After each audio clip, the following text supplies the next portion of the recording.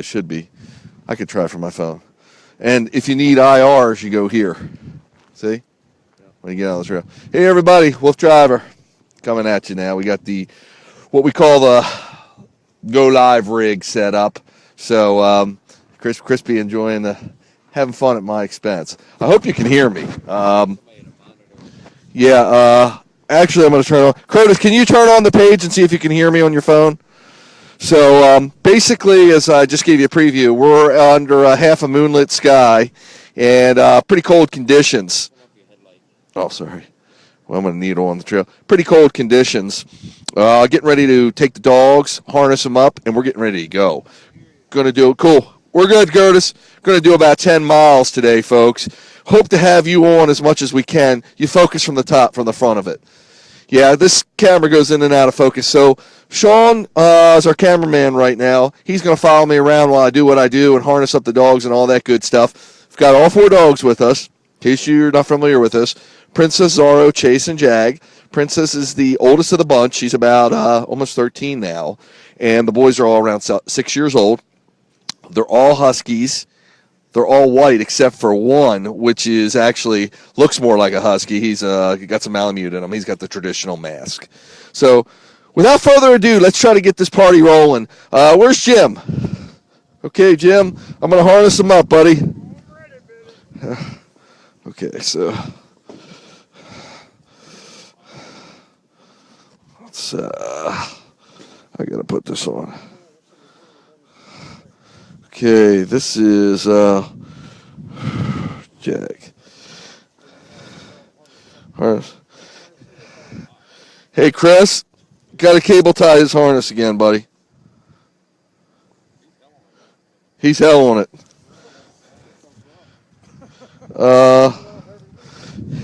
That's his job. Okay, he's good at it too. Okay, folks, so I don't know where the cameraman is, but I'm going to still narrate. And I'm going to get ready to harness up. This is how we do Jag. Jaggy, come on. Come on, Jag. Good boy. Okay, so, okay, guys, you're going to hear them barking and yelling a little bit, folks. Jim, we got water bowls on, right? Water bowls are on. Okay. Jim, do me a favor. Remember, keep Princess a little bit away as I harness these guys up. This is... Okay, the blue. So, right? Yeah, she's fine as long. Just I like to. Sometimes we're in tight corners, folks, and sometimes some of the dogs can be a little anxious with each other. So, a little bit of competition. A little anxious as they kiss you. Might have a little snapping. So, more between some than others. So, I've got to monitor it appropriately. You can see Chase. They all know we're getting ready to run, so they're very excited. Now Chase has got a problem. He's got a harness eating problem. It's not that I don't feed him well, folks. It's just that he's a pain in the butt. He likes to chew the harness. So we have to be smarter than him, and that always doesn't work out too well because they're smarter than us sometimes.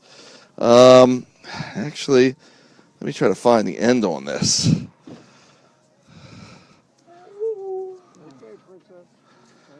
I don't know where they ended.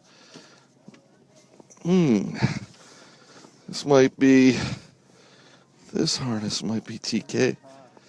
Yeah, can you find the end on this one? They chewed it off, that's why? Okay, well, we could just go like this and... I see. Chris, can you... So you have to be creative for this, folks, because... Traditionally, sorry, back, good boy. Traditionally, sled dogs will chew their harnesses, and that's what happens when we stop. So sometimes we stop and try to give the dogs a rest, and some dogs are more active than others. Chase is like, I don't want to stop, and he wants to keep running, so he gets bored, and that's when you get unwanted behaviors at home or anywhere else because the dogs get bored, quite frankly. So when they're out running and they have their job to do and they're on the dog cart, they keep going. They don't think about chewing the harness. But when we're just making sure this is in the right direction, when we stop or if dogs are stagnant for too long, certain dogs, especially a breed like this, where they're very normally need to be active, you get unwanted behaviors, digging in the backyard, excessive howling, doing stuff you don't want. Yeah, can you get... So this is Zorro and Chase, in case you didn't know. So we just cable tied his harness. So we've gone through quite a few harnesses, but actually I haven't spent enough time designing. That's my next task, is he needs a custom design harness, and I'm gonna have to work on that. But for now, this does the job. Good boy. Boy, stay good boy. Make sure that's holding. Cool. Yeah. Okay, and here we go, holding good. Okay, Jim, let's pull the dogs out. So, hey, Curtis, can you stay with the bike? Yeah, they're coming out this side. Should we move it over here? Or? Doesn't matter. He's over there. Nah, I think we can walk it. Jim, you ready? Okay. Stay. You got big boy? Yep. Come on, Chase. Okay, so brakes on, cool. So what we do, folks, is these are the two lead dogs. Yeah, these are the two lead dogs. Hey, fat boy, kill the light. Thanks. So the two lead dogs will go on the front, and these are typically, a lead dog is the dog that understands the commands. Jim, it goes on the back one. Okay, Marie and Parker wants to know, what are the temperatures? The temperatures now are in the 40s. We're about 45 degrees with wind chill, probably lower than that. But stand-up temperatures about 45, 47 degrees. So good question. Now, if you're not familiar with me, let's go down that way. Okay. If you're not familiar with me, I run them all year long. I've got a misting system I designed that will actually mist the dogs as they run for warmer temperatures. And easy, princess. Good girl. I'll run them like you see me doing them at night right now, because the cool of the night during the summer still cooperates enough with us that we can usually get a run in. And you need help, Jim, or you got it? No, that's just in case we would need it. So this is the oldest one. This is Princess, and she's quite a gal. So she's almost 13 years old, and I've had her, rescued her since she's about 4 years old. So I've had her for it's almost 9 years. And actually, when I got her, I had other Huskies who have since crossed Rainbow Bridge. And they were older, of course. Stay, Jaggy. This is the Jag man. Okay, easy, buddy. Okay. I know, you might be able to see it. There are electric steps on the truck that you just saw that will retract and come out when the door opens or closes, therefore assisting the dogs, giving them a place to get out of the cart. Get out of the bike. Oh yeah. I'm gonna grab gloves. Keep filming. Okay. Yes. Sean, let me know that you have a dog 13 years old, and that's awesome. We love our dogs, and the healthier we can keep them, hopefully, the longevity we can get out of them. Esky. Yes, that's I believe. Are you talking American Eskimo dog, or she'll respond to you? Tonight we're going to do about 10. We do anywhere from 10 to 30 miles, but we're getting such a late start. The sun's going to come up on us, which is okay, but we're stopping more for us than them. They'll keep going in this weather. 15 or 20 miles is average. And as we get longer through the winter, what's that? Okay, as we get longer through the winter, we'll do even more miles. Here's a battery. What are you at? Said it came out low battery though. Okay, yeah, you want to hit close, and you want to use this. And you have to turn that on. Do you have yours with you, too? I do, but it's buried down deep. Okay, but I mean, is it with us on the trail or no? Yeah. Okay. And you want this, Sean. Right, This. somebody to plug it in for me if I'm gonna Okay. Dogs want to go, folks. That's why you hear them. We're just giving a little battery here. Sorry, this is the perils of broadcasting live and trying to run dogs and do everything we do. And it seems like no matter how big of a team we have with us. Hey, Jim, can you put this on the bike? Thanks. That's okay. see if this will fit in here. Well, I don't want to hit anything. That's under here. This will fit. Yep. Keep that open for a sec so I can plug it in. So what we need to do, you got to remember this equipment, folks, is... Now, let me turn it on, and it should say... What's the matter?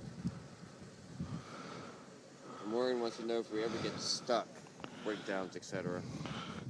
Yo! A lot of them. Why is this thing not working now? Just charged. Fisher thinks that 10-mile one is crazy. Really? Yeah. 10 mile what? Why? Not enough, Julie? I'm getting your... this thing's not charged now. We might need to pull yours out, Sean. Yeah, I think you need to explain to Julie how... Yeah, the 10 miles is... 10 miles is nothing for these guys. Like I said, we do 30. You know, in the Iditarod, they do 100 miles a day, and that's extreme. So it's not what we do here. I've got no charge, and I charged it. I just charged it the whole time. It must have decharged.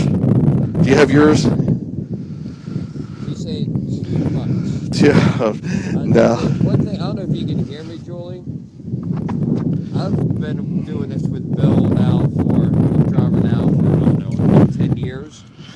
One thing gets these dogs the most upset is when we don't run enough. They will moan if we stop after 10 or 15 miles and they're pumped up. They're like, How do you charge it? and they're like, that was not It's not charging. It's not on. Where's it charging? it should just automatically Okay. go on. Hopefully it's... Yeah. One thing a lot of people don't understand that don't do this is about sled dogs and their insatiable appetite to run. They got to run for health reasons, both psychological and physical, and a lot of people don't quite understand that. So people with huskies out there will tell you that how hyper they are and how much energy they have and how many unwanted behaviors a lot of times they get into, and that's all because of lack of exercise. So when we train dogs, we really can't put our own personal emotions in to what's happening and what we think, because it's a different ball game. A dog is different than a human and has different needs, capacities, and capabilities, and that's what we're doing here. So as soon as we put our emotions in and we say, oh, I could never run that far, forget that. Remember, they've got 4 legs, 4 paws, whatever you want to call it. Okay, are we ready? You can see. Yeah. What's that? Okay. Yeah, that's the whole thing. You can hear they want to go because they know we're getting ready to go. They're excited, folks. So, I would love to. There's some dogs that are couch potatoes that want to cuddle up in bed and don't need excessive energy like a husky. We have one at home actually, a Chinese Crested. Exercise is good for them all. Knowing the breed, knowing the capacity of the dog is what can enable you to give the dog the most fulfilled lifestyle. Okay, Charles. No. One thing Julie said that is valid. What's? He hears that sometimes in a Iditarod, if one... Yes. No, that's not true. They don't leave it. They actually, it's a rule. It's a part of the Iditarod Commission. They have to carry a bag to help any injured dogs because they automatically carry a bag, and that's why you see all the people here. If any dog or anybody gets injured, we have a crew of people in a truck that is in communication with us. Oh, we didn't set up the walkie-talkies, guys. Jeez. Okay. And we communicate through cell phone, satellite communications, as well as walkie-talkies. So, hey, right now Chris is going to get the walkie-talkies. Thanks, Jim. So they have to. Oh yeah. So yeah. Oh, they're so excited. So they have to. I mean, this is their life, and actually, a lot of people don't understand. So I used to broadcast. You can turn the IRs on if you need it. They're not on. If you need it, it's up to you, Sean. I used to broadcast a lot, and one of the reasons I cut back is because a lot of people look at this and they say, well, that's not right what you're doing to the dog. It's too many miles. It's this, that, and the other, and they don't understand it. And I'm broadcasting and doing this to share our excitement and our joy, especially the dogs, and give people ideas so they can understand, because a lot of people don't get to see this. They just maybe hear about the Iditarod or hear about sled dog races, but they don't really get to see something like this. So I'm trying to bring it to people more in an urban setting. They actually call this urban or dry land mushing. Okay, Zara, so he wants to go, so he's coming up to me. Chris is...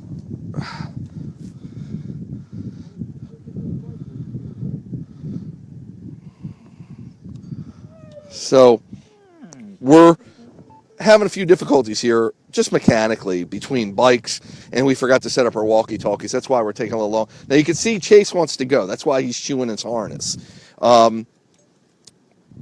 So please ask me any questions you want, but understand at the same time that just because this looks a little bit unusual doesn't mean it's not a healthy activity. And this is something I've been doing for more than 20 years now with Huskies. And my Huskies have all led healthy, happy lives because of this setup that we do. Till I'm what? Are we going to go through the town? Are you going to be there? Okay. Jim knows how to go? Okay, let's go. We're ready. Sean. Let's go. Come on. I'm waiting for you. Hop in the bike. Okay. So, easy, princess. Yeah, definitely. They need one. Give Sean one if he can. Sean, he's giving you a walkie-talkie. Okay, don't give him one, Chris.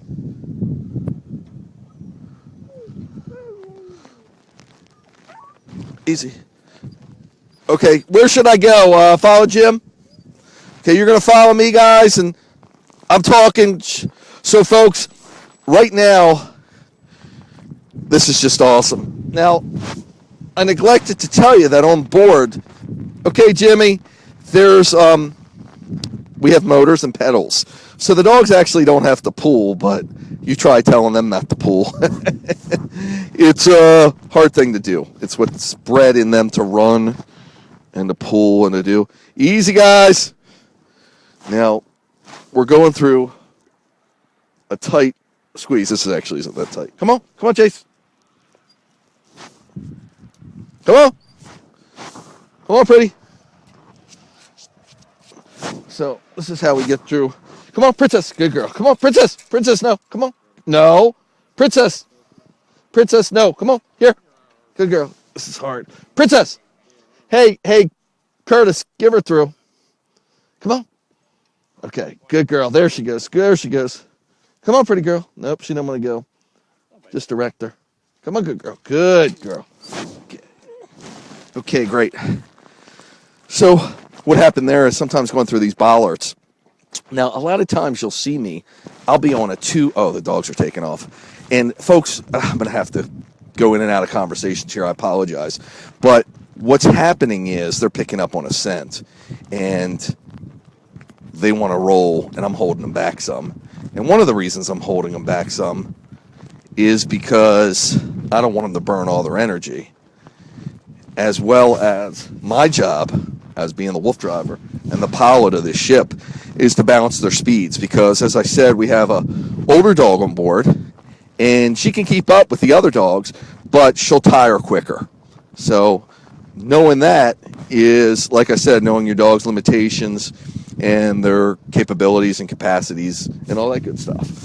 So, but what I was saying is, Jimmy's checking out which way we're going. Follow you, Jim? Okay, so Jim's leading the way. This is quite a sophisticated operation we have here. G, G, G, G. You'll hear me giving the dogs commands, too. We're running next to a highway. Now, there's no way possibly a car could cross into here. Again, folks, we're on the Schuylkill River Trail. Schuylkill's spelled very unusual. Schuyll.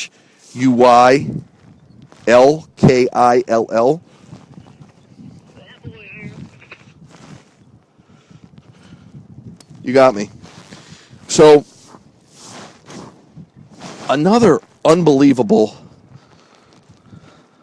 or I should say, awesome result, health benefit of running the dogs is it stimulates them to go to the bathroom a lot. So it keeps them moving. Their insides, basically, which is really healthy for them, too, to keep emptying themselves, and that's part of the reason they'll get a bigger appetite. And it's amazing because if we don't run for a few days, sometimes you'll see the appetite decline some, of course, and they won't be going to the bathroom as much. So usually dogs will go to the bathroom instinctively when they get outside if they think they're going to confront a situation of possibly where they'll have a confrontation with another animal, maybe in competition for food. Oh, and what do we know? We've got Chase taking a bathroom break. Or because they don't want to find themselves in a confrontation. Come on, guys. I just have to get the dog for it. Good boys, good girls. Come on. If they don't want to find themselves in a confrontation or in a situation where they're hunting prey. Now, we're not hunting prey, obviously. They don't do that, but that's their instinct. So if they would get into that situation, they don't want to have to go to the bathroom then. So when they get in a situation where they think they might be confronted with those possibilities, they'll empty themselves as soon as possible. In addition, of course, the exercise helps stimulate it as well. So a little bit of knowledge there from the WooFDriver for you, crossing under a bridge, folks. Just a beautiful night. It is clear. Potty break. Ho! Sorry, we're taking a potty break now. And it's amazing. They'll go to the bathroom, usually in the beginning. What's that? Okay. You going to get it? Oh. Do your best, buddy. So what happens... Chris will come back and get it. Don't worry. So what happens is they'll go to the bathroom 2 to 3 times easy on one run. And usually a lot of it occurs in the beginning, and then towards, as you start putting the mileage on there, it might actually work some more out of them. So it's pretty incredible how Mother Nature works and how animals, all of us function. Little tidbit there, folks. So, in any case, see a beautiful, I think that's a historic church maybe, or monument, because we are near the Valley Forge. We're right on the outskirts. And, yeah, we're actually, that's what the sign. How far are they, Jim?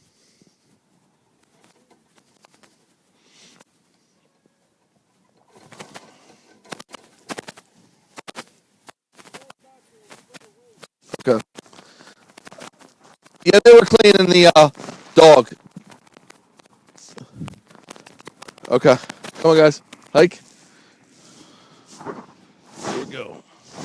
Okay, so the dogs actually, you could tell when they're picking up on a scent. And, folks, you never know what we're going to see out here. Nocturnal wildlife is very common. In this area, you might see porcupines, deer, foxes.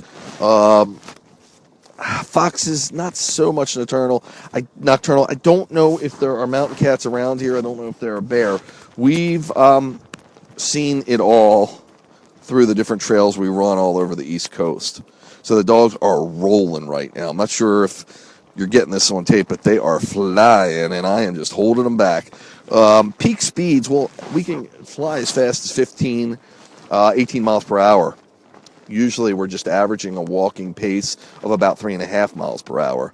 Now this is paved. So paved is fine for their paws. I know people are going to be like, whoa, why do you run on paved? Well, a couple different reasons. I like to give them a variety of surfaces to run on. Paved helps keep their claws maintained and helps harden their pads with calluses. So I don't want to do it all the time, but about 10 to 15% of our trails, I prefer paved.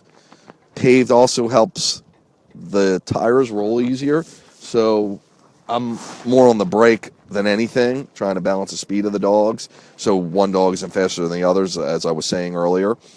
And when you're training the dog, paved is a good surface to be on because it's easy for the bike to move. Again, when we're training our dogs, they're not gonna pull right away, so the whole fact getting used to the bike or something rolling next to them is essential.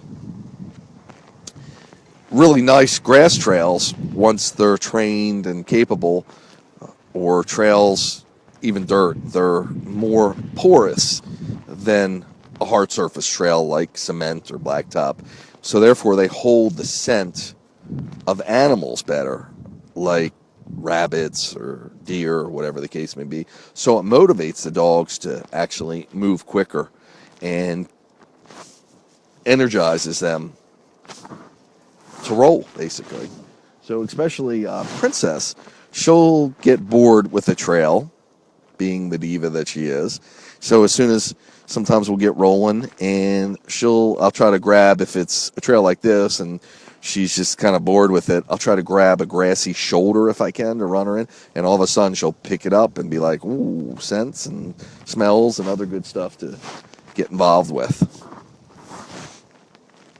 So, as I said, we're rolling pretty good. We do carry about 5 gallons of water with us, and there's usually, on almost all the trails we're on, water all around us, and streams and rivers sometimes, so we can always get access to water, but I always carry my own just to make sure. Now, in the warmer months, sometimes I'll let them go down to a stream or the river's edge to cool off. A great way of cooling a dog is by they're cooling their pads on the bottom of their feet, or where their pads are, because that's one of the areas they actually sweat. I know we were conditioned to know dogs don't sweat, because the sweat that they do emit is actually not very effective, so they might as well not sweat. Whereas a human sweats, it cools us because the moisture evaporates from our body and provides a cooling effect. With the dog, you don't get that. You have the fur and their skin on top, where the fur won't sweat at all. But because the pads have no fur, they will sweat, and certain hairless breeds will sweat, like the Chinese Crested, where they don't have hair, so their bodies will sweat, but again, very inefficient at cooling. And that is one of dogs' biggest flaws, or one of their biggest obstacles for getting activities in, especially in the warmer months, is their inability to cool. And that's why I've developed a system, like a misting system, and that's why they make cooling vests for dogs in the military, and even canine police dogs. They'll use cooling vests sometimes. They are equipped with a gel. They're not ice packs. They look like ice packs, but they're actually a gel, and they maintain a temperature of, I believe it's 52 degrees, somewhere in that vicinity, in the low 50s, because they find that that's the most effective way to cool them. And I've used them as well. I actually have some of those. So I've done it all, folks, and I'm sharing my knowledge and the excitement in case you're interested in getting involved, or in case you're living vicariously through what I'm doing, or just enjoying it. I'll take any questions. Of course, I can't see the screen now. My cameraman, Sean, is holding the camera, and he's in the cart behind me. Now, they're riding Sean and Curtis. Curtis is our ghost hunter, because we're going to try to do some ghost hunting. We're equipped with ghost hunting gear. We call this our WereWooFS series, and what that is basically ghost hunting with the dogs. So traditionally, we do this in the warmer months, and we like to do it up until Halloween because that's the big climax. Of course, Halloween is ghosts and goblins and all those good things. But we're doing this on a paranormal professional level with a lot of extensive gear. In fact, some of the most advanced gear that's offered. You'll see it traditionally in the ghost hunting shows. I believe I'm one of the few people on the East Coast to have what they call SLS. It's a structured light sensor. It's kind of like a tablet with a light ray gun that spreads light out and looks for shapes. So if you would shine it at a human, it would map out the shape of a human being. You'd be like, oh, that's a person.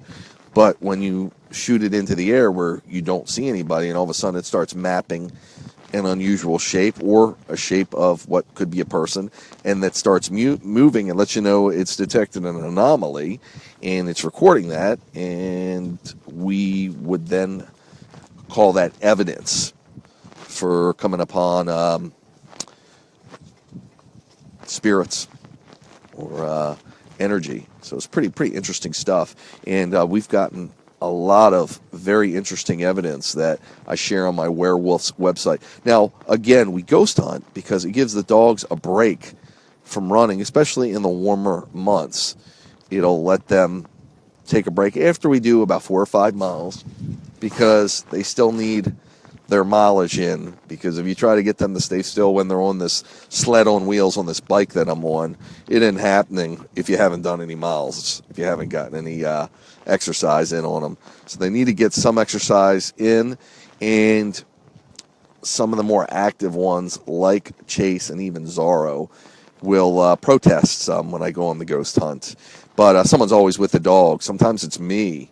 Sometimes it's one of the people, WooFDriver pit crew team members, because they stay with the dogs just to make sure that everything's okay. The dogs, this is dog-centric. Everything about what I'm doing is about the dogs, for the dogs, and because of the dogs.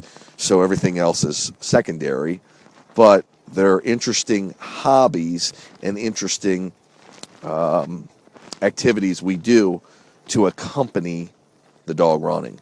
Another activity we do is flying a drone, and I do drone work. I've actually flown the drone from the back of the dog cart when I'm using a 2-person dog cart, and I'll sit in the back and have the drone flying above us while somebody's driving the front the dog cart.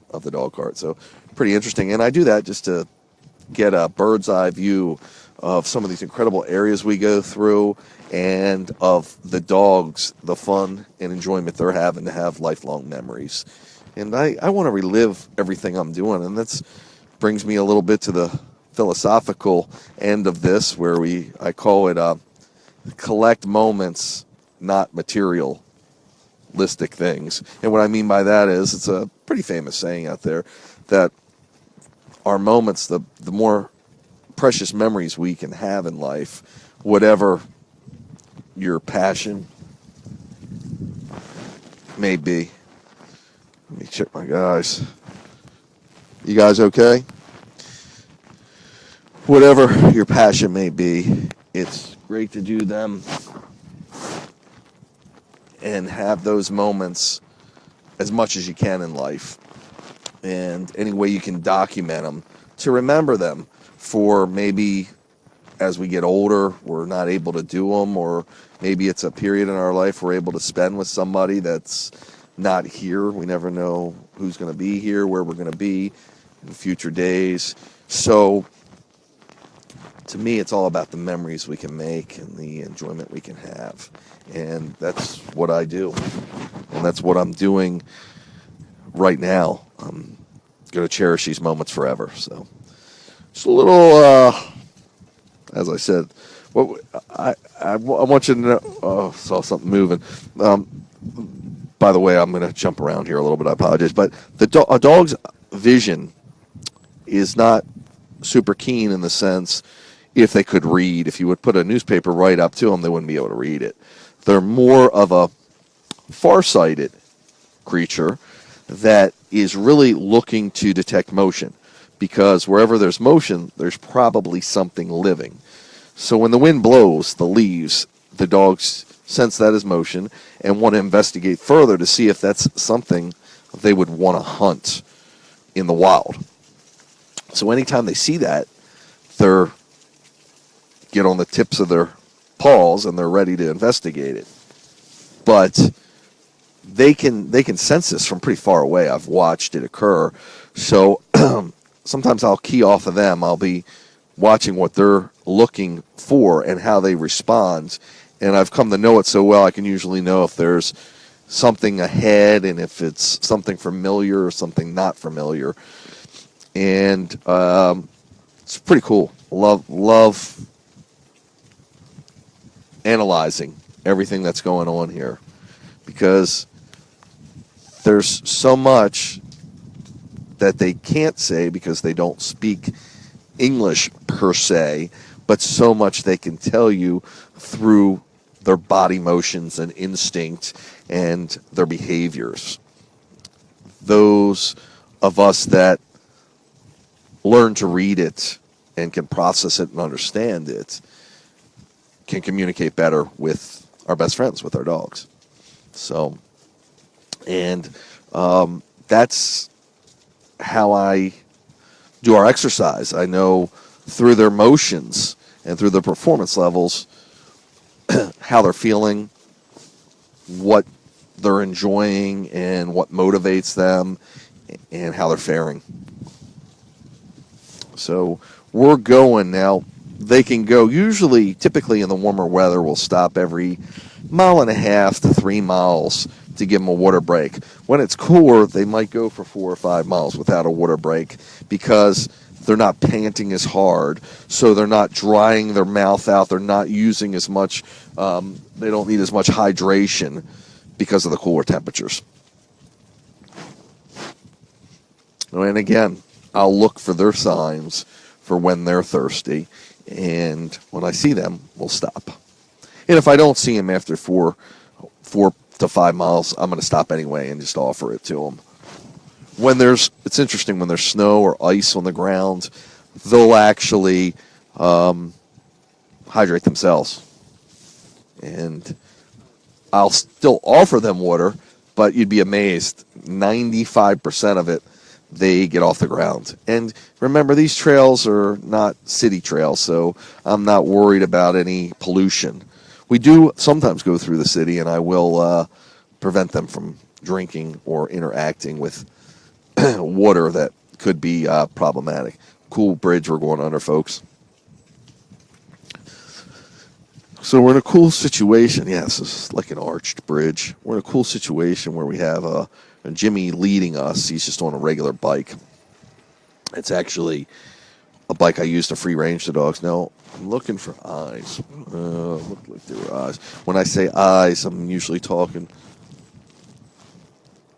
of an animal, and it looks like there's eyes to my right. No, that's a reflector. And I can usually tell by the spacing on the eyes, how far off the ground they are, what kind of animal it is. And at night, because the dog's vision isn't as keen, but they do have some IR, infrared capabilities of seeing at night, I can usually spot stuff that they won't see. If something crosses our path and the scent is the wind's blowing a certain way and they can pick up on the scent, they'll know it before me. But if it's basically just on a visual, I'll usually spot it before they do. I remember coming through this area.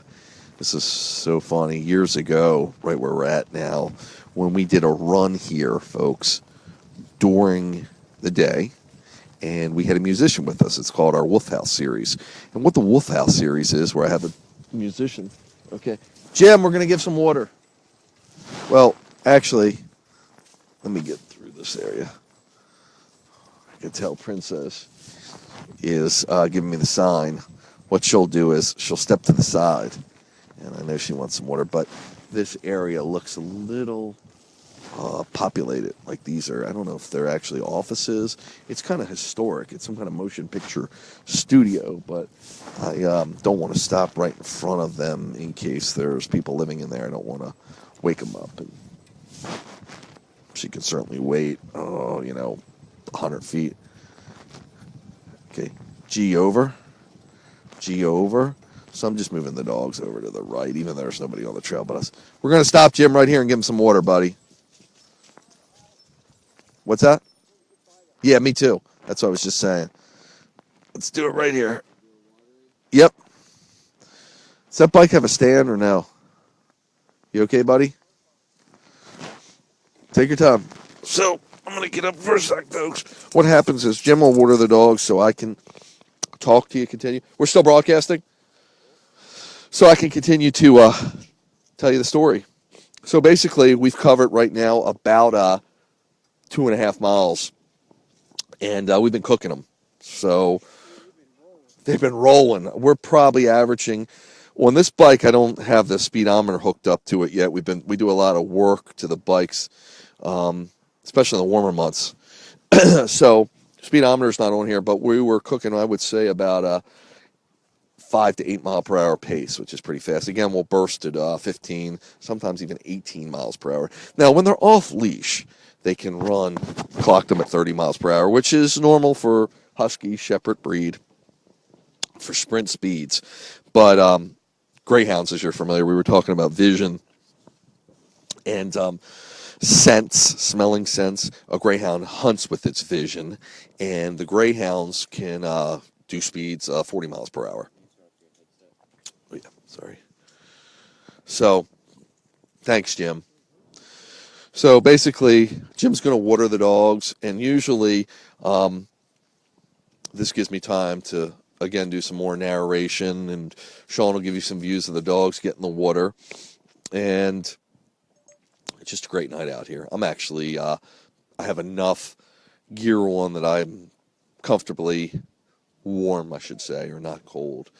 The dogs, of course, it can never be cold enough for them. I mean, these dogs are built for 70 below zero temperatures. It's funny, just like I know some people have asked me questions, is 10 miles too much? Some people, when I go out in the Arctic temperatures, will be like, isn't it too cold for the dogs? Forget about that. It's too cold for me. 70 degrees below zero. That's what their coats can take. These dogs are double-coated dogs, northern breed. Not only are they double-coated, but they have long hair on top of it. Long-haired Huskies, long-haired double-coated dogs is more of an anomaly. Doesn't occur as much in the wild. It's actually a little bit of a hindrance. So it's bred in captivity more as for the beauty of it. But it's actually a little harder in the elements, but they're plenty warm. So it's funny because I've had people comment in the past, well, I think he's just doing it for his own purposes. Let me tell you, if I was doing it for my own purposes, I would do it. Hang on, bike's moving. I would do it without the dogs because I could do it a lot quicker because even though they're running pretty quick, I could do this 15, 20 miles per hour without stopping. So I'm doing it for the dogs, especially when I'm out there when it's when I got to put my cold suit on and it's Arctic temperatures. We're talking in the teens during the day. I've done that. And what's so cool is everything I'm talking about here is all available in my video library on YouTube. I've been doing making these videos again. I've been doing this for in excess of 20 years. I started videoing it. You might find them from about 12, 13 years ago, some of the videos. So actually from my other Huskies that taught me everything I know. So you could see how we evolved and how the equipment's evolved and how everything we're doing has evolved and become more and more sophisticated. And also technology, because a lot of these bikes, as I said, they're using electric motors and batteries, and all of this technology has really evolved to give us longer range. And when I say longer range, it lets us go further without the dogs having to pull, so they can just do their running if they prefer, because the batteries can last for 30, 40 miles, amazingly, even with two people on some of the bikes. Curtis, any place you see that we should ghost hunt, let us know. Okay, that's cool. Stay. So Chase is whining a little. Yeah, I know. Jim, how much they drank? Cool, cool. And what we'll do is, what's that? Jag didn't drink. What we do is when we water the dogs, folks, got to remember, even though this is cooler temperatures, relatively speaking, again, this isn't cool for them, but it's at least not too hot for them. But when we water them, because, again, a dog cools from panting, the majority of their cooling process, they can't always drink everything they want to on the first pass because they're panting. So we like to give them, and again, you don't want the dog to gulp, take too much in at one time. So we give them a round, let them sit for a minute or two, then we'll offer them water again, just to make sure they don't want any more and to let them know that they are going to get a second offering so they don't try to gulp too much. That's how the best way to water the dogs that I found is. Okay, easy, guys. They will start pulling this. I'm going to sit back in there so they don't, because we're done watering. Stay, guys. They will start pulling this on their own, and if I didn't get in it, they'll pull it down the trail. Now, will it stay straight? They can't really steer it so much. They need me to do that. Sometimes we'll run, as you see the big headlight, and I'm wearing one on my head. But we do have totally infrared gear if we wanted to, depending on what our purpose of going out. If we're really trying to see some nocturnal wildlife, we could turn all our lights off and run totally in the dark. Yep. Jim, you're looking for places too, right? Cool.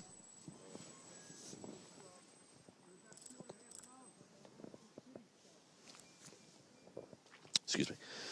So when we get to about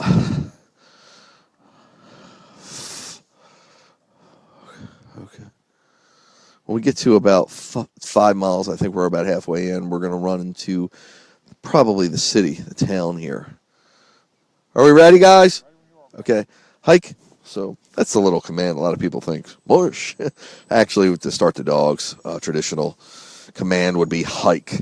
That lets them, that's the command to get going. And typically, if you're going to the right, you would say G. And sometimes you'll move over to the right, would be G over. And if you would go all the way around, you would say G, come around. If you're going to the right, to the left is haul. And there's other commands that I'll mention. Again, all this is on my website, WooFDriver. Now, I've got a plethora, a mountain of websites. The reason I have it all is because I've documented so much of this through the years of what I've done that I could never explain it all and never remember it all.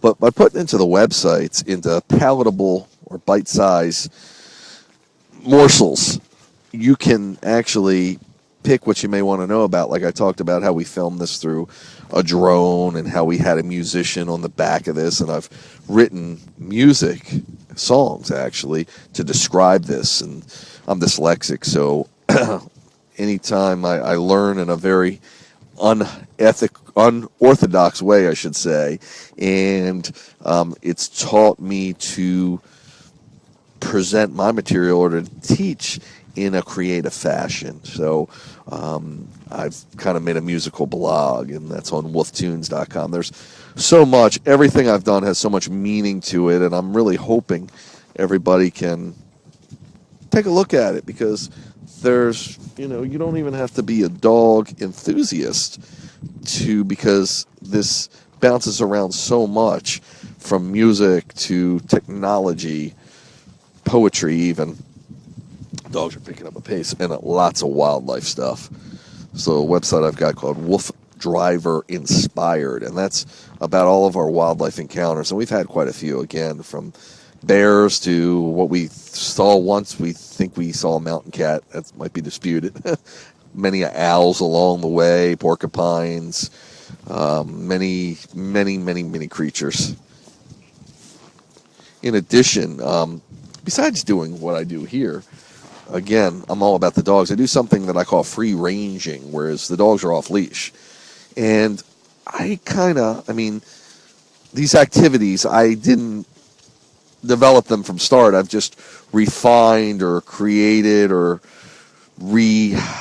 customized in some way off the traditional one, like we're doing now, like running in a sled on wheels on the side of a bike. Free ranging is where the dogs run free, where I'm on an ATV, usually on farmlands in excess of 400 or 500 acres. And that reminded me because we'll interact with cows and other farm animals, Clydesdale horses. There's video out there of me. We go to a horse track sometimes where they actually train horses to run on a track. And we actually, quote unquote, raced some Belgian draft horses, which are actually, I think, a little bigger than Clydesdales, gorgeous. And they had one of their carts, and they were just pulling it for exercise. And actually, we weren't racing because they're a trotting horse. You don't want to race them. But wow, that was one of the coolest things we've done. That was truly epic. And just now I slowed down considerably because Princess stopped, and she stopped to mark an area. So she's very dominant. Now, Princess, again, I got when she was 4 years old.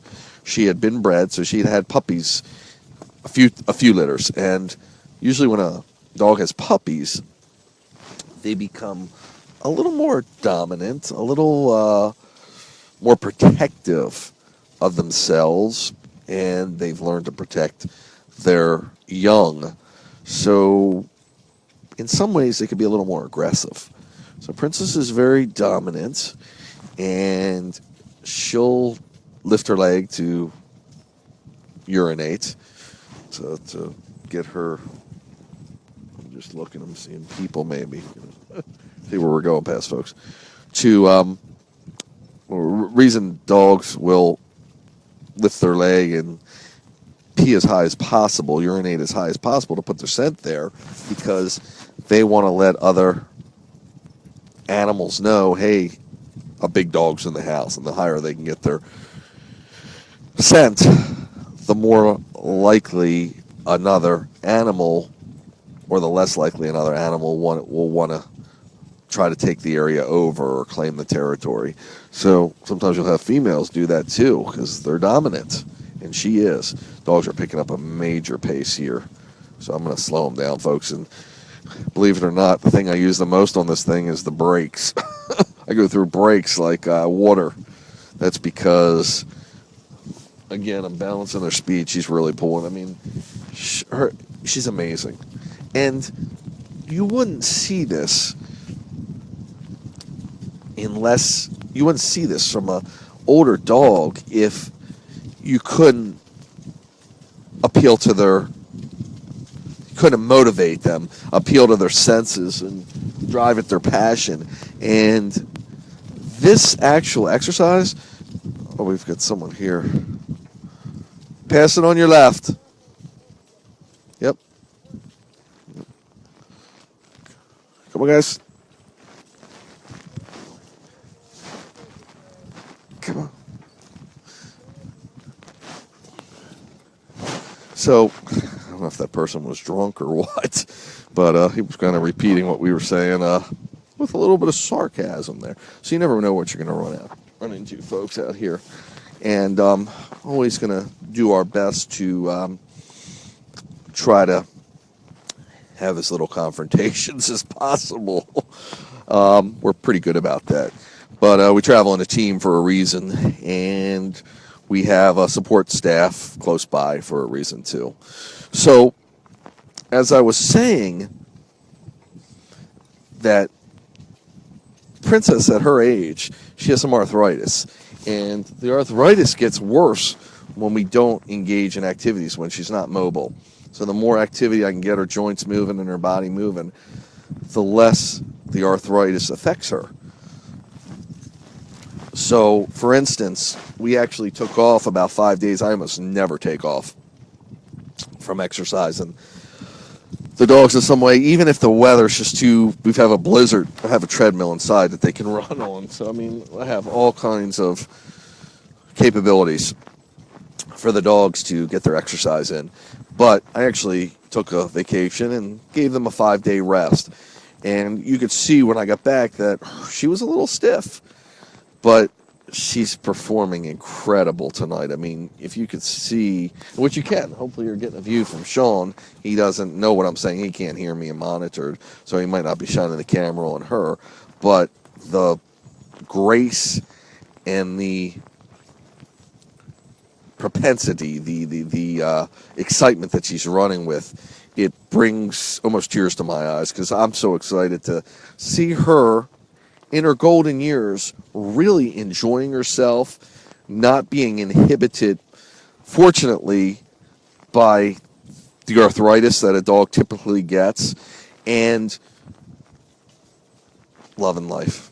Is sharing it with her wolf pack mates and myself and nature where we're at. Truly a epic event.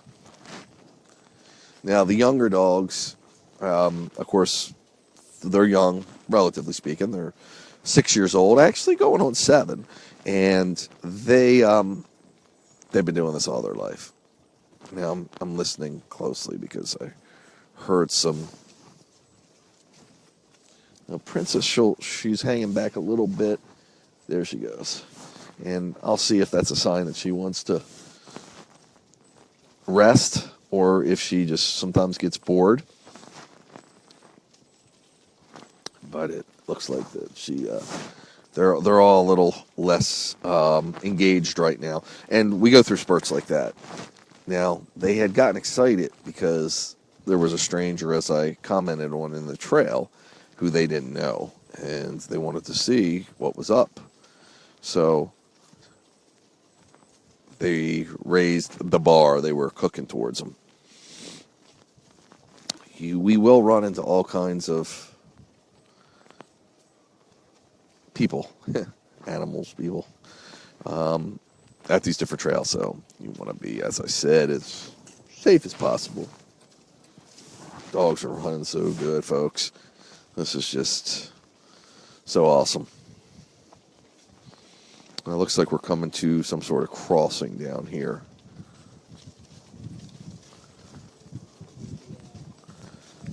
This is trying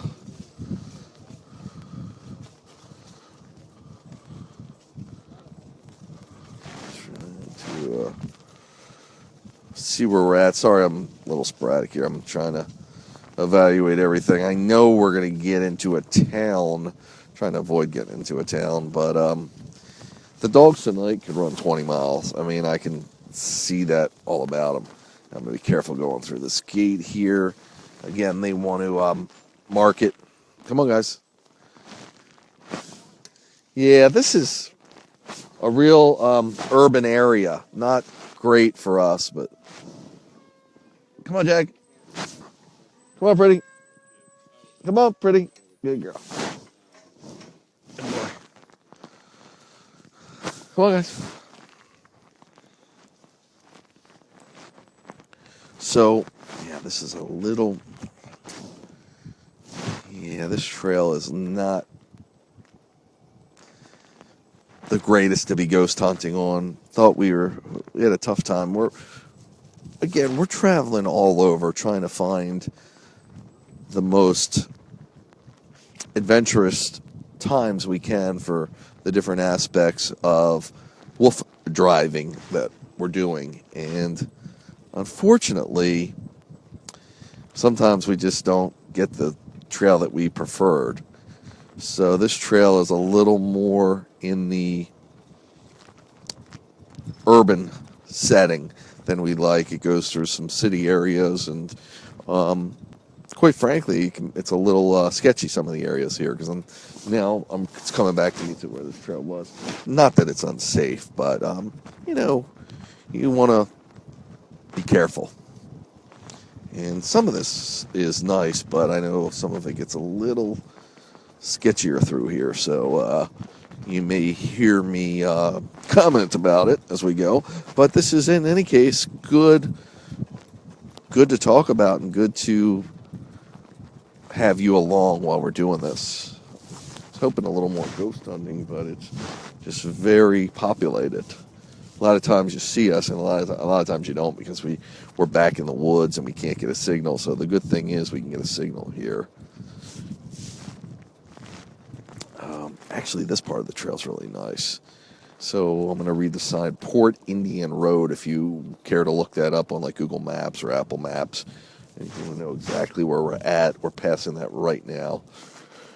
Crossing about the 3.5 mile marker. Rolling still at a pretty good clip, folks. And one thing cool about being out here at nighttime, even if we don't get any ghost hunting in, is the fact that there's not many people on the trail. So, as you can imagine, we're typically wider. First of all, I'm on a four-wheeled bike to begin with, and then you got the dogs on the side. So we're typically wider. Now, we can manage, even if this was single lane, I can pull all the way over. I've done it many a times to let someone pass me, or if I had to pass them. But when you have the whole trail to yourself like we do now, it just makes it so much easier. Okay, so a couple gates we got to go through. And trails have gates to keep unwanted vehicles out of here. They certainly don't want cars, but ATVs is their biggest obstacle. Easy, guys. So I'm slowing them up because we're going through what they call ballards or gates. Come on, pretty. Nope, princess. Princess. Good girl. So I have to. So sometimes we'll get on the wrong side of the gate. And you may hear me occasionally. I'll be calling, especially Princess, because she's so curious and good girl. Come on. Sorrow now. Come on. Sorrow. Sorrow. Come on, guys.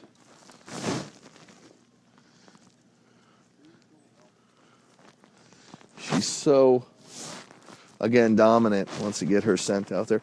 But that's a good thing. That motivates her to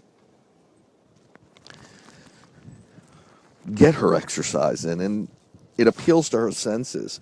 And you don't want to dampen that excitement because you take the life out of her. And again, at her age, getting in her golden years, you want to give her all the life she's got, give her all the excitement you can, and get her to engage all the exercise she can. So this is more of a neighborhood. Again, this is a Schuylkill River Trail. So the Schuylkill River, I know I'm saying it wrong, but I know how to spell it, is to the right of us. And that's a very funky name. Now we're on South Schuylkill Avenue. Come on, guys. Come on, Princess. Princess, no. Good girl. Come on. Come on.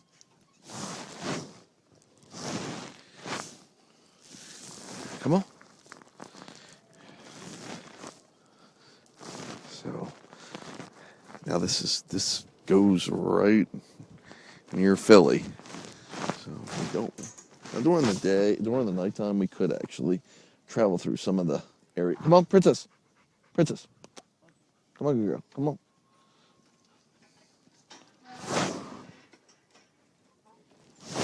Good. Come on.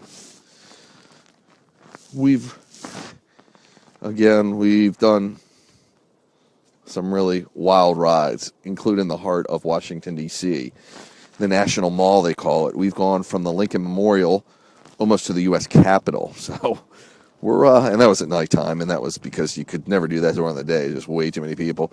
But that's the kind of rides we do. So we've got plenty of experience.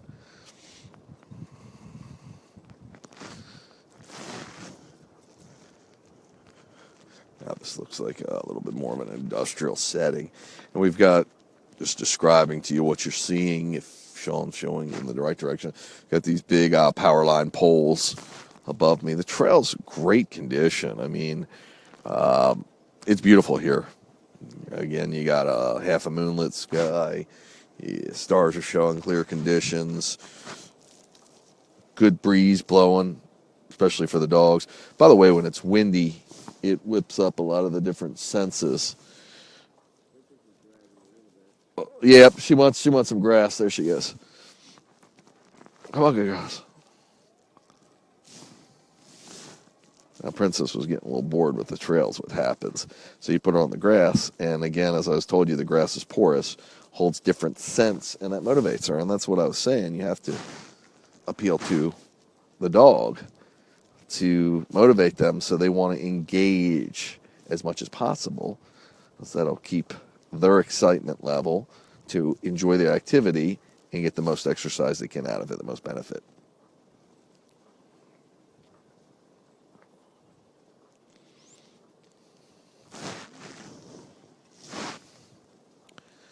Come on.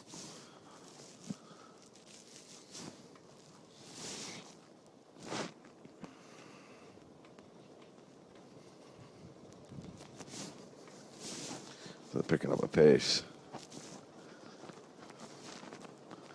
I'm so glad. I explained to you I was on vacation last week, so I was in California actually, and we skipped a week on these longer runs, these urban mushing runs. So really glad I could get them out tonight because they needed it.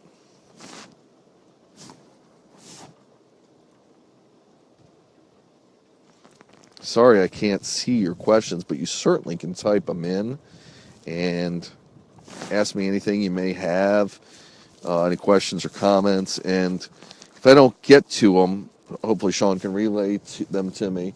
But if I certainly don't get to them tonight, I'll go back and either and respond to the comment in the Facebook section or answer it at some future date on one of our future live broadcasts. What's up, Jimmy? Pumping station? Yeah. Any? Yeah, no, that's good. Yeah, Curtis, anything here?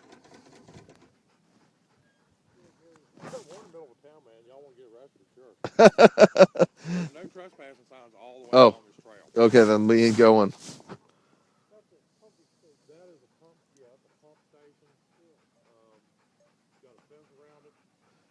Yeah, I don't think we're going to find much on this trail. This goes through the city up here. Yep. Okay. Ready, guys? Hike. You still broadcasting?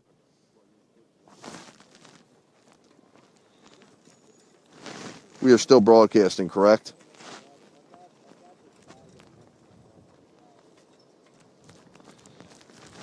Curtis, we're still broadcasting. Curtis, we're still broadcasting. Hopefully you're with me, folks. If not, I like talking, so I'll be talking to myself. In any case, dogs are cooking now. So, this might be a bummer for ghost hunting tonight. We were trying something a little different and going to a different location, and it doesn't seem to be gelling out. But again, the most important thing is getting the dogs their exercise in, and that's what we're doing. That's the name of the sport here, and that's what we're doing. That's what we're getting in. By the way, I didn't mention the crew tonight. We've got Jim. Jim's been part of the WooFDriver team since I started calling myself WooFDriver. I've been doing this longer than I call myself WooFDriver, but Jim's a dear friend and a wonderful support team member. Very familiar with all the dogs and a lot of the procedures we do, and he's a problem solver. As you can imagine, we run into problems all throughout what we do, all mechanically related, but he's great at figuring out creative ways to do things. Sean is another dear friend. He's been, again, knowing me before I called myself WooFDriver. He's a technical guy, and he helps me with all the management with all my tech stuff, basically. He's taught me pretty much everything I know, relatively speaking, and helps me keep all of the material we're putting together from video, photos, electronic, etc. Keep it all together. And the dogs are looking to the left, and so am I. Just don't know what we're going to find here, so I'm just keeping an eye peeled. So Sean is filming right now, and I like him. He's from South Carolina now. He used to live in Maryland, where, relatively speaking, in the vicinity where we're out of. But he's since moved to South Carolina and comes here maybe 3 times a year to help me better work out better workflow for all of the content that we're producing, as well as better ways to make all the content. And what I mean by that, better ways to film and photograph, and new technologies that come along, like the drones and stuff. Drones and other technical aspects. He helps figure out how to use the stuff and incorporate it into this whole WooFDriver scheme. So, and Curtis is driving the rig. He's here with us tonight too, and he's our ghost hunting expert. Curtis started with the WooFDriver project in about May. Curtis, by trade, is a paranormal ghost hunting guy expert, and he is can drive the bike, as you can see, and can film. He's very competent at that because he does that for his ghost hunting adventures, and he's got some ghost hunting equipment and taught us everything we know about ghost hunting. Hey, Jim, water the dogs. Jim. So, okay. So, okay. Let's see if we can get Jim the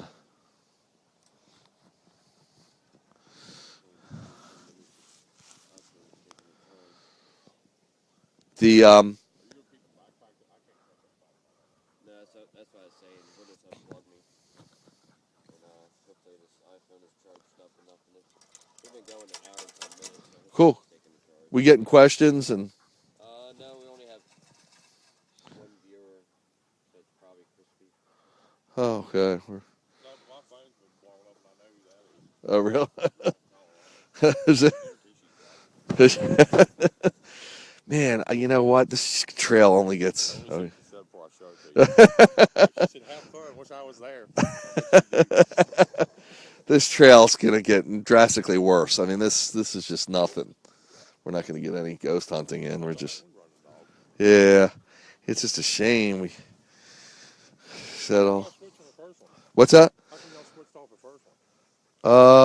I don't even know why we switched. But I don't know, because there was nothing there either. Yes, there Was there? There was some stuff listed. Actually, stuff listed on that one. Was there? There was And the other side. Why did we come up this side? Why didn't we go up Pokemon with that hotel? It doesn't matter. It's still. I can't just wander into private property. But No. it's right. It's like 30 feet off of the road, and it's all open and nope. I know, but if you go back to our we're looking for like abandoned buildings that we can go in. That's what I'm saying. That's the abandoned hotel he's talking about, but yeah. Yeah, but can you get in? Yeah, probably can't get in, that's the thing. We'd have to do the outside. But it'd be better than out here. A front porch of a 300-year-old hotel is better than power line. The thing I liked about the other trails is that it had multiple stone buildings, some of which were being used for offices. So when it says that some of which are being used for offices, that means some. There's water over there. That's the river. That's the Scogle River. It's pretty along the river. Because there's geese. Yeah, That that was like a motion picture studio thing or something. Yeah,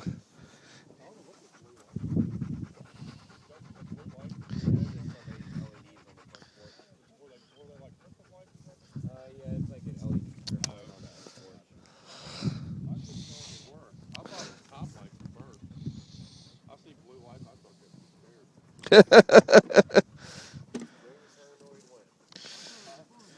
Paranoid wind.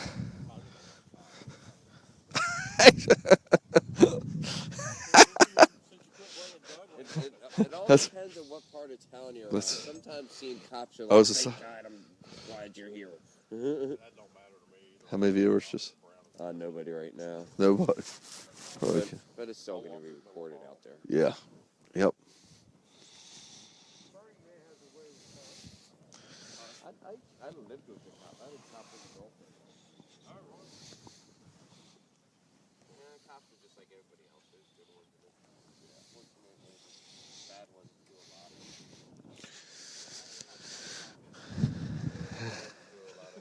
Not really. Good ones do a lot of Yeah, it. you got something going on. You'd be surprised. Of course, if I moved to Colorado, that I was girl going to say, I the like to work cops on, in Colorado are great. You can. she's already told me she found me something. I'm like, She did sheriff in sheriff in California changed herself to the front door of a story about the sheriff. The sheriff chained herself to the front door of a medical marijuana dispensary in California to keep the DEA out. oh, really? Yeah, she chained herself in the front. The DEA came to her and said, "We're gonna bust this dispensary," and she You can hear. helped them out. And then the next morning when they showed up, they found her and the deputies changed across the front door and said, "You got to go through us. We work for this county, not you. These are tax-paying citizens of our county." And they had to arrest the DEA had to arrest the sheriff of the county. Oh, that's funny. And then once they got in the building, the sheriff had tipped them off, and they were all gone. Hey, I'm looking at the comments. Hey, Rochelle. Rochelle says hello to Curtis. And hi there. How are you? Good to see you. Thank you so much. Curtis says hello. So, cool. Glad to see we have some viewers. So, yeah, it's a little late. It's 4:15 in the a.m. And I'm just wondering how bad this trail really gets, because it gets a little seedier down there. From what see, I've ran it the other way. No, well, we don't have enough. Yeah. Where I don't know where are we meeting them at.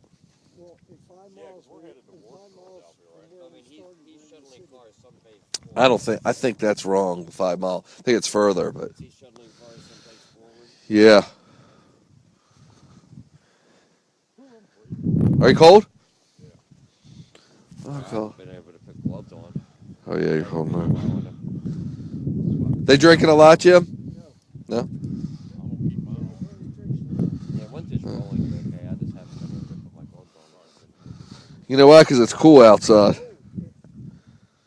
Yeah. Okay, buddy. But you can't believe how quick they're running now. All right, she's up there too, Princess. She's like, oh no, I won't. I won't. I won't. Yeah, we should have stuck to the original. I don't know why we changed it. Part of the fun. So a little bit in the background, you can hear Chase, a little whiny because he wants to go. Again, these conditions are quite ideal for this time of year for the dogs. They it could never be cold enough, but they're working a lot less to cool themselves. Okay, Chase, relax. Okay, we're going to go.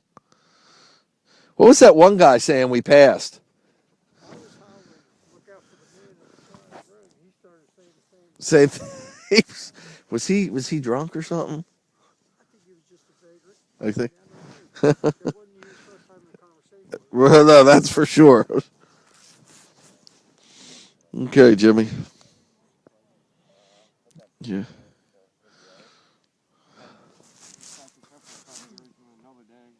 You driving, Sean?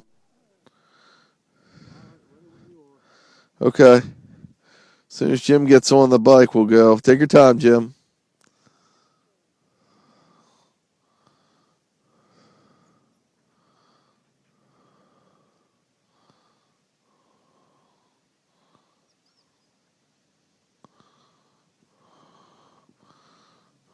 Okay, come on, guys. So, Folks, I don't know who's with me still, and probably not many people at 4:15 on the East Coast. Still only 1:15 out in the West, but and somewhere in between on our states in between, of course. But you might be seeing this on the rebroadcast, and you might be seeing occasionally we'll do shows and have our videos playing. You might be seeing it there, but wherever you're seeing it, you're probably warmer than we are. Actually, I'm not too bad. I feel pretty good. I'm dressed appropriately, but a lot of times,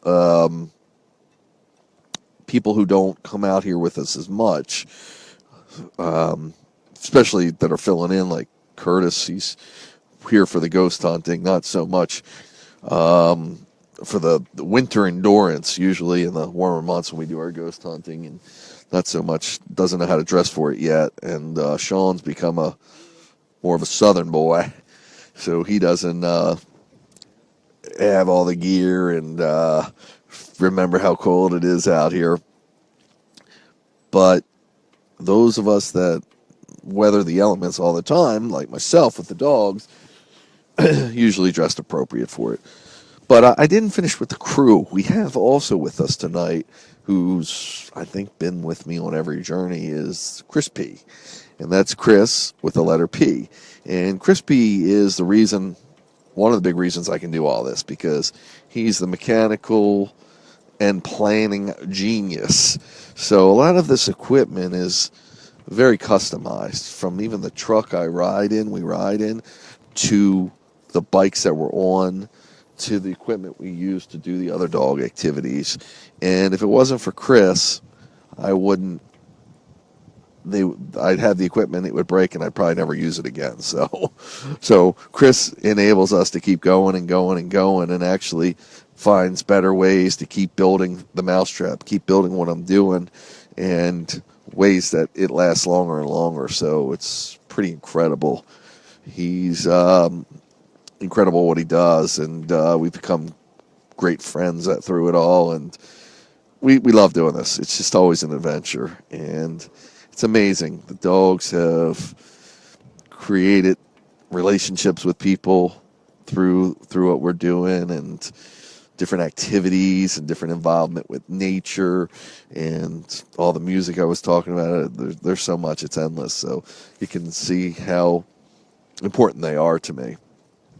But also with us is Big Sean. Big Sean is a good friend of Chris B's and has become a friend of mine now. And he supports us.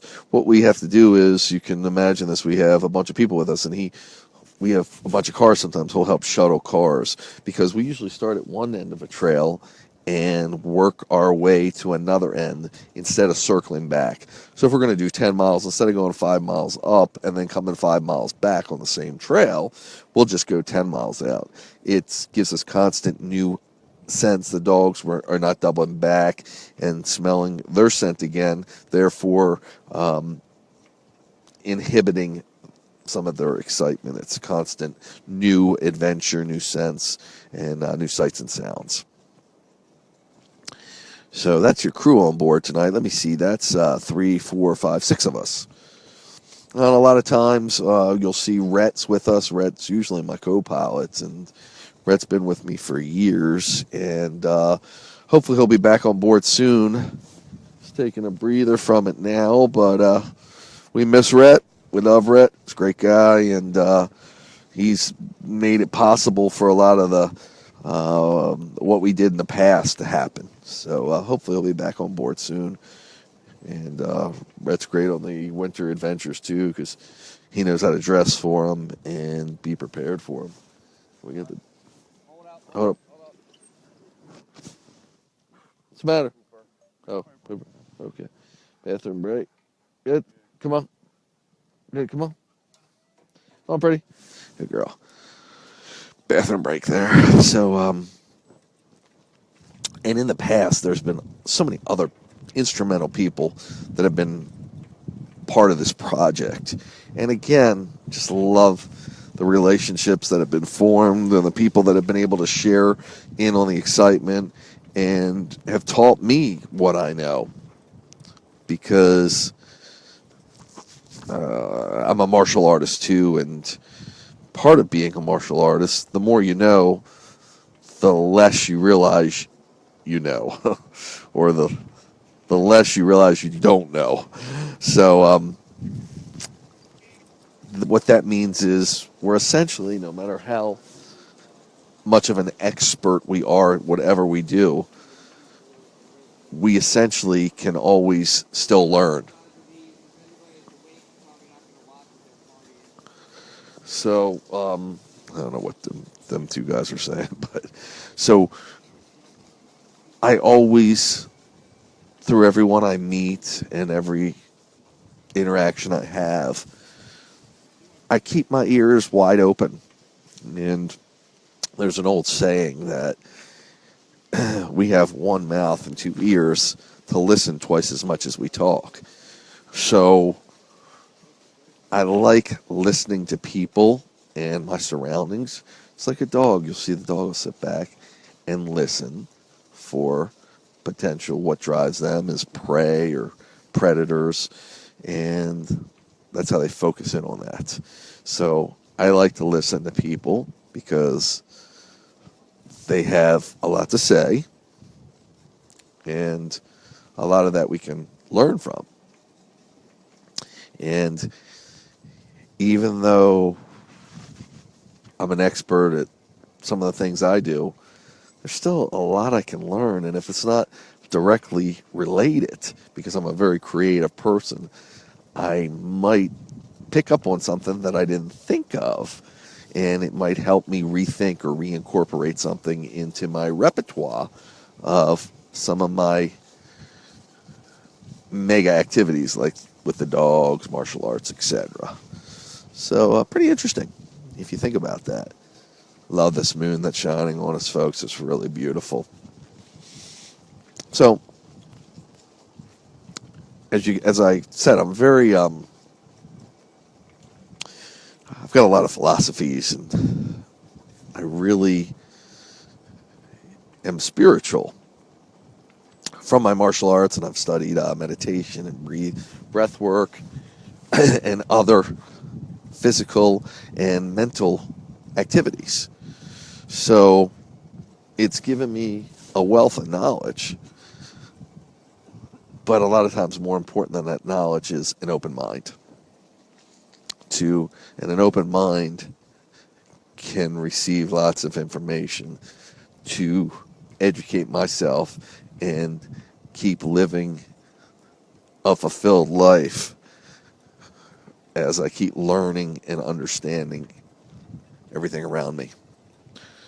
Looking here, oh, it was a shadow. I thought we had a narrower bridge. I'm crossing a bridge. We're getting into the city area. So this is not quite Philadelphia. I don't think this actually goes right through Philly, but this is the outskirts.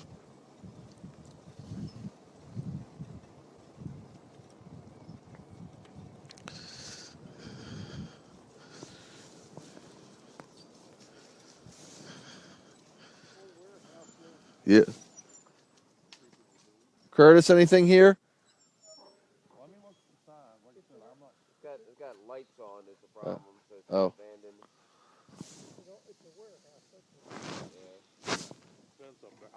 I'm sketchy about Okay. people's property. Yeah, no, I don't want you to. It's I different just. when we're out on those trails. Yeah, I know this. I've been through this a lot. It's not terrible, but okay, that's fine. That's fine. Just wanted you to check it out.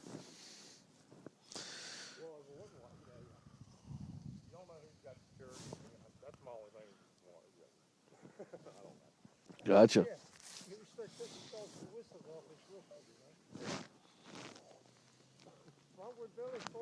Forward. Onward and upward. Here we go. Come on, guys. Hike. So we were trying to take a break there to see if there was anything we could ghost hunt. But again, this is kind of getting on the outskirts of Philadelphia. And therefore, because of the you're less likely to find abandoned buildings and places without security where we could ghost hunt safely. as we don't want to do anything illegal, of course, or be where we shouldn't be. Sometimes on trails, when they're more back in the woods, you'll get to go to, like shaking a lot, I'm just seeing why. You get to go to areas where you can go back into abandoned places and there's no problem with it. Nobody cares.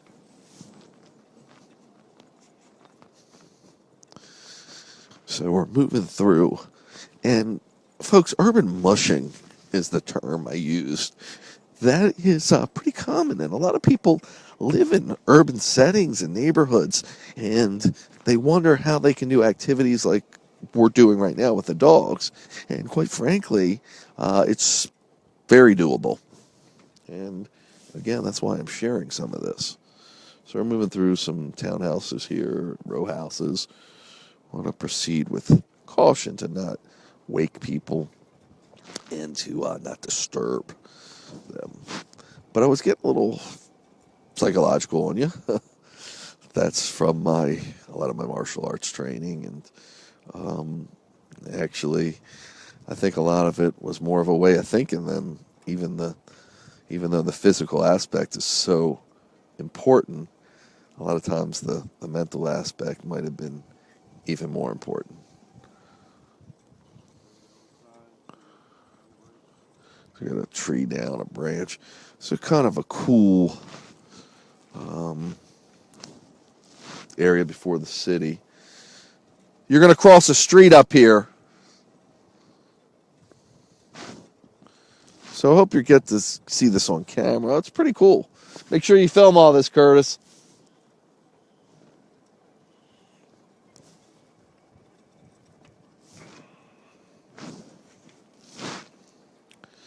So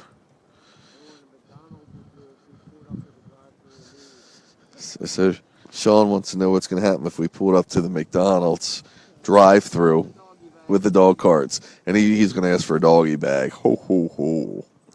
Sean could have been a comedian in his former life. Don't forget that. So it's a cool bridge we're on now, and I've gone through this during the day.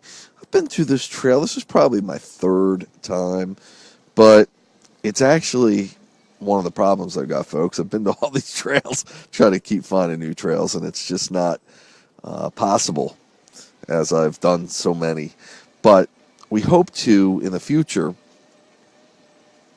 my wife and I, possibly move to a little bit of a different area. It would give us new sights and sounds and new places to explore with the dogs and new trails, especially other kinds of animals. Jim, you sure? You missed it. Jim, to the right. Yep. Okay, so I'm going to go on G, G, G, G, G, G, G, G. So he made a wrong turn. I know because I've been here before.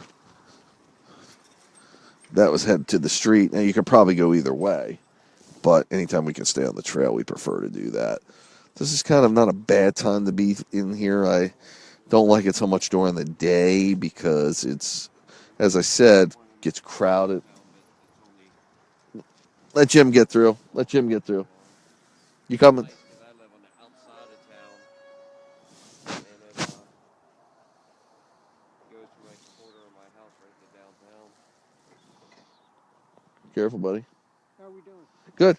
I remember this way. You're going to cross the street up here near the train. That I remember, but that's the only place.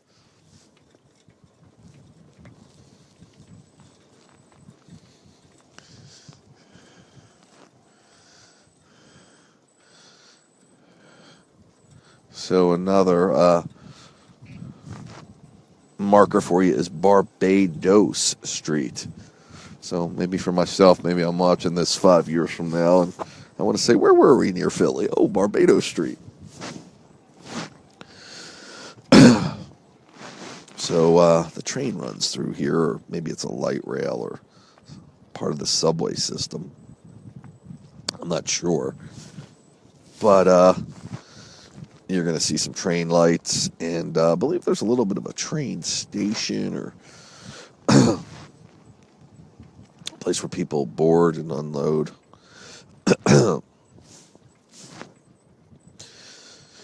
But in case you want to know more about what I was talking about and where my philosophies come from and my formal training, I've got a martial arts website. It's called mahits.com. M as in Mary, A as in Anne, and hits, Hits. Hear a dog in the background. Probably a watchdog around here. mahits.com. And what that is, that's where we house all, that's where I actually have an app that I've produced about all the martial arts I do. Yep, go up the hill. That's it. It's a training app.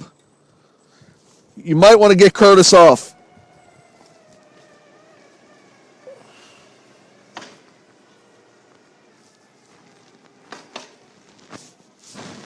Yep, we're okay. Yep, and the trail continues on the other side. Luckily, there's nobody here because it's... Keep going. You get back on the trail on the other side.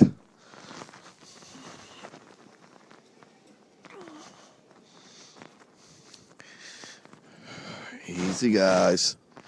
Easy, guys. Yeah,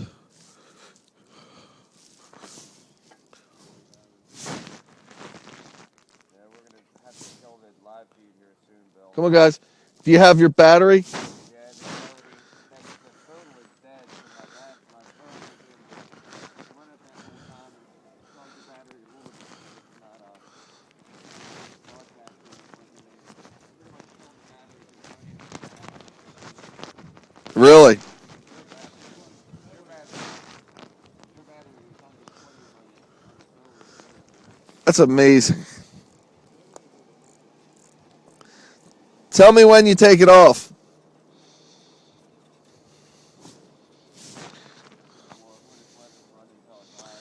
So I'm being informed that we may run out of battery. DeKalb Street.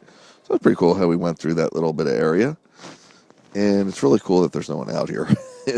Again, it's a little seedy. And we're going to get back into the wilderness soon. Now I remember this. And that's where we might find some areas to ghost hunt. A lot of the trails that we do are very historic from this whole area, from the Civil War to the founding of our country, of course. So there's a lot of history. They're full of history. And because of that... The left rear wheel on your bike, Bill, is already out and through. You can see it here wobbling a little bit. Am I? Yeah, just needs to be tightened.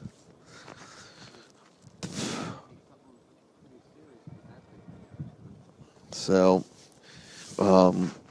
you never know what you're going to run into history-wise, or I should say, from our ghost hunting experiences, and that's why we have all our equipment with us, and we're looking for particular points that we could really examine and study. Oh, bunny rabbit.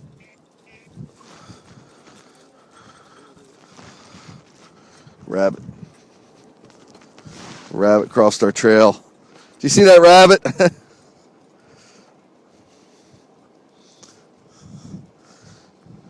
Once you get through here, this is the last of the city.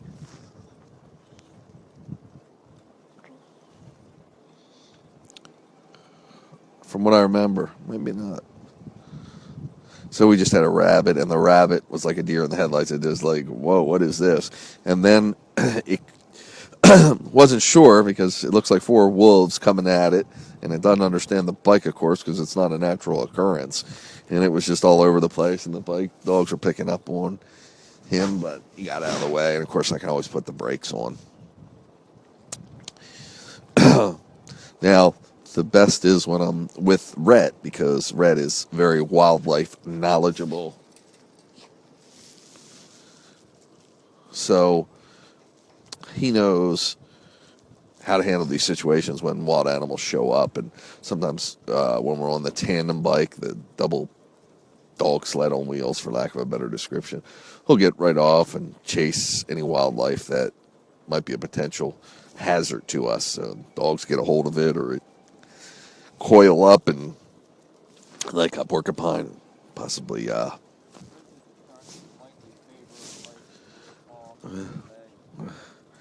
So,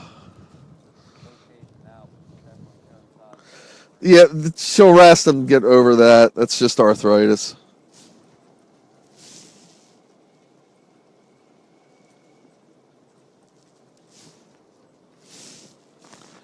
So, pretty interesting stuff, though, everything we do here. Riding through the city streets now, folks, near them.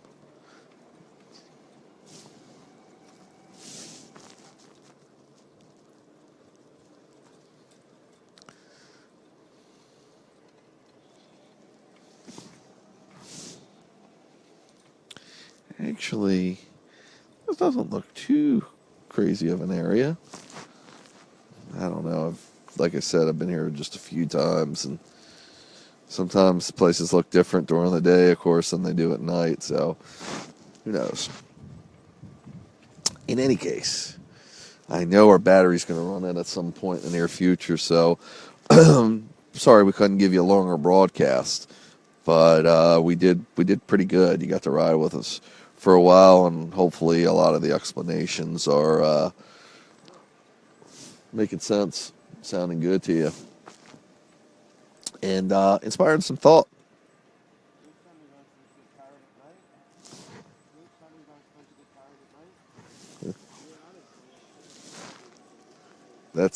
I love inspiring thought and being inspired to think, because my favorite line is think outside of the box. I love to do that.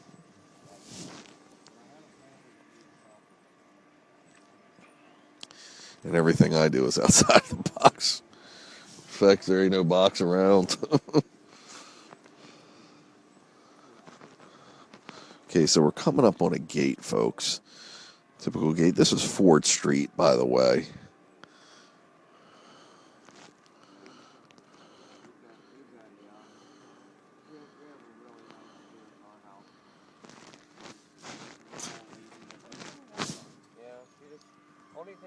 Only thing that irritates us is obviously feels Come on, Princess. Princess, no.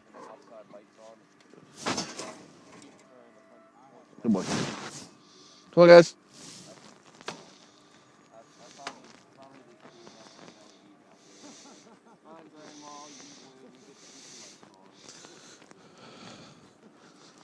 Okay. Whoa. Didn't know this was rocky here. I'm going to get back on the trail. Come on, guys. Yeah, man.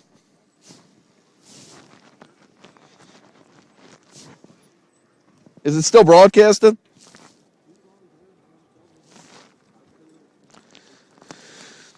Don't know if we're still on, folks. I'm hoping we are. But it's been a great ride so far. I mean, not as natural as we'd like it to be, naturalistic setting.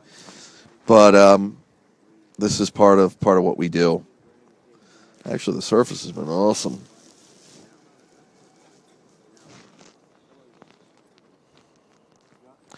If I remember right, I think we go through a boardwalk-like area along the river, which is actually really scenic.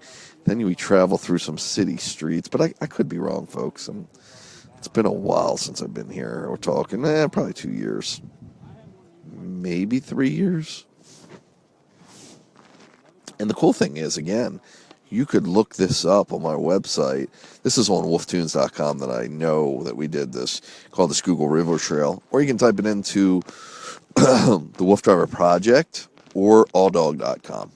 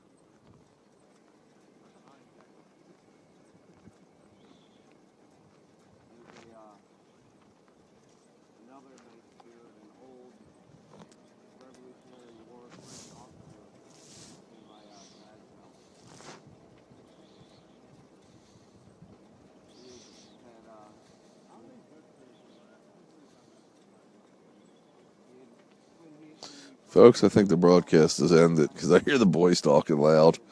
In any case, if you're still on, just enjoy the sights and sounds, and try not to say too much because I've been talking a lot.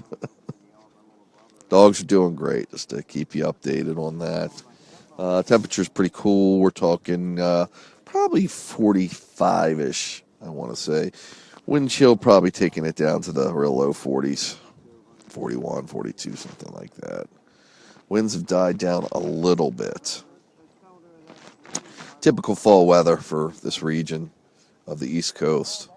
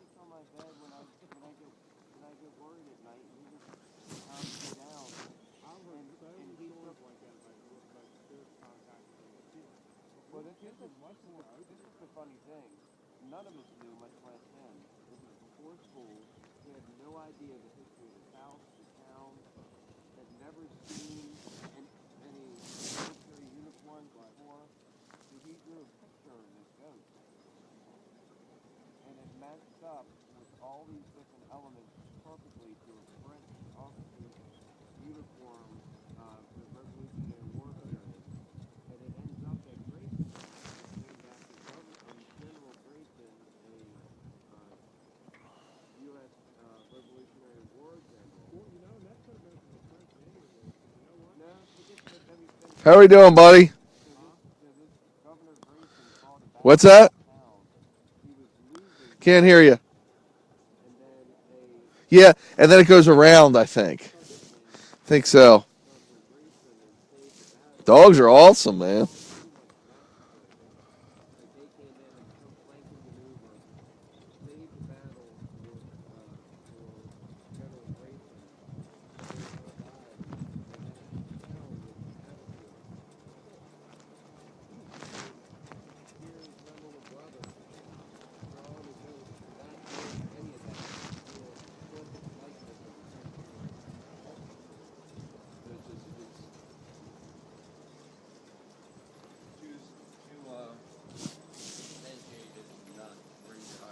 Hey, let me get through so you can watch me with the dogs.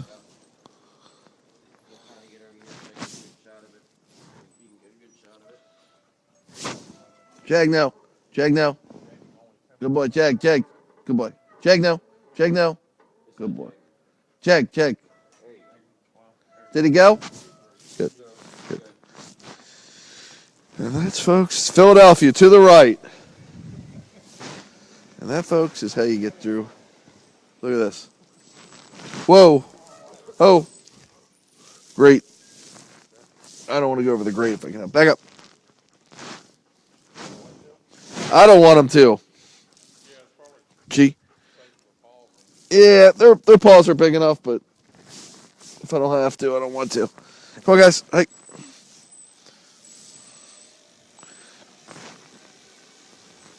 This will get a little